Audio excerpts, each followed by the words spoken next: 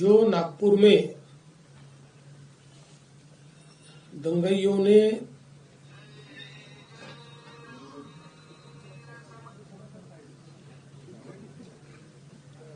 जिस प्रकार से दंगा किया उसके बारे में एक वरिष्ठ स्तर की बैठक मैंने की है। हमारे सहयोगी मंत्री बावनकुळे जी भी उसमें उपस्थित थे। किस प्रकार की घटनाएं हुई, उन घटनाओं में अगर कोई लैप्सेस थे तो वो क्या थे, उन घटनाओं को किस प्रकार से रिस्पॉन्ड किया गया और घटनाओं के बाद अभी तक क्या कार्रवाई की गई, इसकी पूरी जानकारी मैंने प्राप्त की है। मेरे अपने कुछ ऑब्जर्वेशंस उस संदर्भ में थे, वो भी मैंने पुलिस आयुक्त और जो वरिष्ठ अधिकारी थे उन सबके सामने रखे हैं। मूल रूप से ये घटना जिस दिन घटी उस दिन सुबह औरंगजेब की एक प्रतीकात्मक कब्र जलाई गई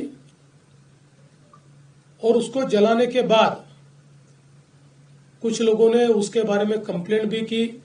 पुलिस ने नियम के अनुसार उस कंप्लेंट को एंटरटेन भी किया, लेकिन बाद में कुछ लोगों ने सोशल मीडिया का उपयोग करते हुए पॉडकास्ट और पोस्ट के माध्यम से ये औरंगजेब की प्रतीकात्मक कब्र नहीं जलाई गई तो इस पर दरगाह की चादर लगाई थी और उसमें कुरान की आयतें लिखी हुई थी, उसको जलाया गया। इस प्रकार का एक झूठा प्रचार किया और लोगों की भावनाओं को भड़काने का काम किया। शाम के समय नागपुर के कुछ इलाकों में लोग जमा हुए और दंगाइयों ने पत्थरबाजी की, गाड़ियों को तोड़ा, दुकानों पर हमला किया और बड़े पैमाने पर नुकसान करने का काम किया। पुलिस ने भी अच्छी कार्रवाई की। 4, साढ़े 4, 5 घंटे में पुलिस ने इस पर पूरा काबू लाया। उसके लिए आंसू गैस के गोले छोड़ने की बात हो या अलग अलग प्रकार से जो कार्रवाई करनी पड़ती है वो सारी कार्रवाई पुलिस ने की, जिसके कारण इसको काबू में लाया गया। इसमें बड़े पैमाने पर पुलिस घायल हुई। पुलिस के हमारे डीसीपी लेवल के 3 लोग और कुल मिलाकर 33 पुलिस के लोग और कुछ सिविलियंस और सारे कुल मिलाकर 40 लोग इस प्रकार से इसमें घायल हुए। उसके बाद पुलिस ने इन इलाकों में कर्फ्यू भी लगाया।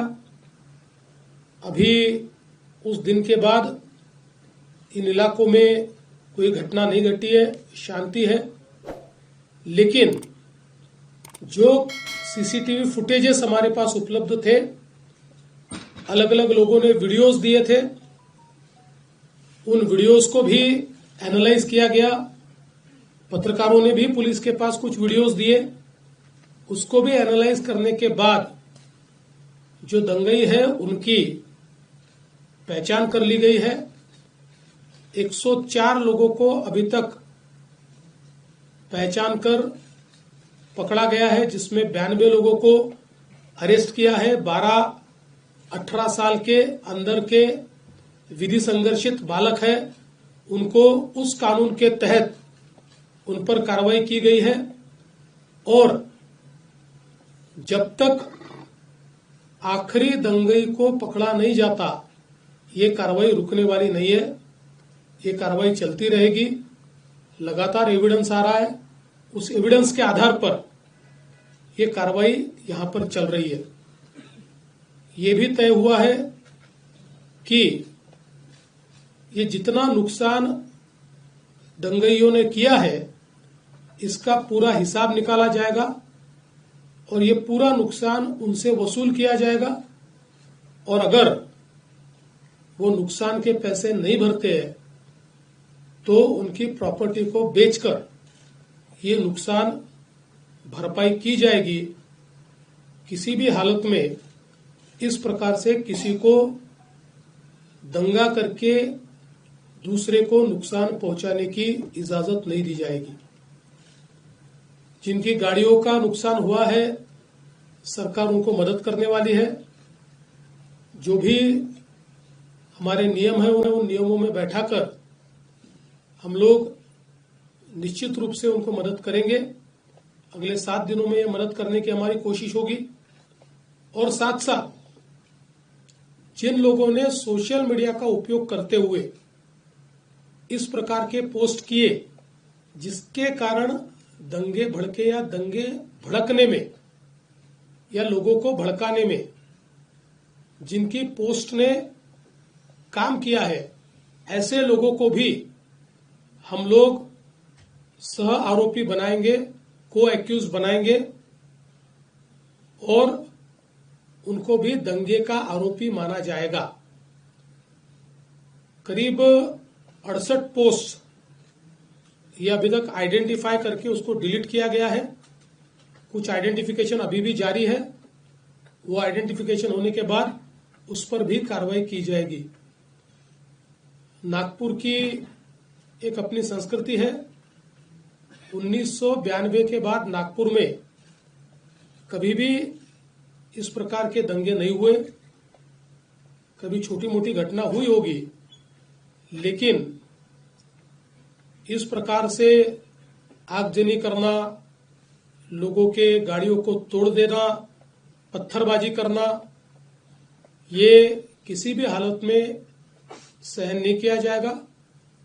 और इस पर कड़ी से कड़ी कार्रवाई ये हमने शुरू कर दी है और ये जारी ही रहेगी जब तक हम लोग ये जो दंगे हैं इनको सबक नहीं सिखा देते। विशेष रूप से जिन्होंने पुलिस पर हमला किया है उनको तो निश्चित रूप से अपनी करतूत का भुगतान करना ही पड़ेगा। कड़ी से कड़ी धाराएं उन पर लगकर जब तक उनको कठोर से कठोर दंड नहीं होता तब तक हम लोग शांत नहीं बैठेंगे। सर, क्या इसमें विदेशी शक्तियों का भी जिक्र किया जा रहा है कि बांग्लादेश कनेक्शन जोड़ा जा रहा है, मालेगांव कनेक्शन जोड़ा जा रहा है, और क्या इसकी जांच नागपुर पुलिस के साथ साथ एनआईए भी कर रही है? क्या सर याला जोडून टेरर अँगल काय आहे का सर याच्यात? देखिए, इसमें अभी सारी तफ्तीश चल रही है। अब जो लोग अलग अलग प्रकार के पोस्ट करते हैं उनमें से कुछ लोगों के पोस्ट में कुछ ऐसी चीजें भी दिखाई पड़ी है कि जो बांग्लादेशी लगती है, पर आज इसमें बांग्लादेशी एंगल है या विदेशी हाथ है ऐसा कहना इस समय उचित नहीं होगा जब तक उसकी पूरी जांच नहीं हो जाती।